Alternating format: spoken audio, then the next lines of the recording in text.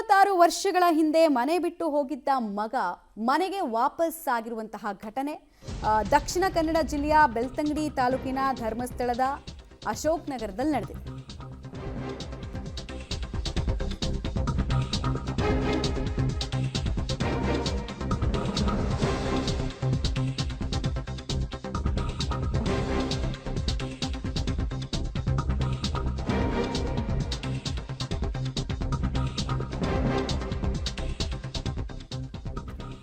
ದಕ್ಷಿಣ ಕನ್ನಡ ಜಿಲ್ಲೆಯ ಬೆಳ್ತಂಗಡಿ ತಾಲೂಕಿನ ಧರ್ಮಸ್ಥಳದ ಅಶೋಕ್ ನಗರದ ನಿವಾಸಿ 2000ನೇ ಇಸ್ವಿಯಲ್ಲಿ 12 ವರ್ಷ ವಯಸ್ಸಿನ ಸತೀಶ್ ಮನೆ ಬಿಟ್ಟಿರ್ತಾರೆ.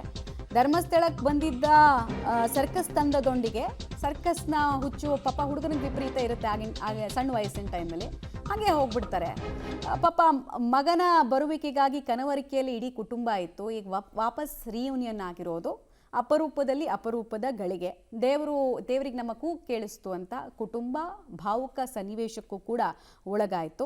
ಧರ್ಮಸ್ಥಳ ಕಟೀಲು ಇಲ್ಲೆಲ್ಲ ಕೂಡ ಹರಕೆಯನ್ನು ಅವರ ತಾಯಿ ಹೊತ್ತಿದ್ರು.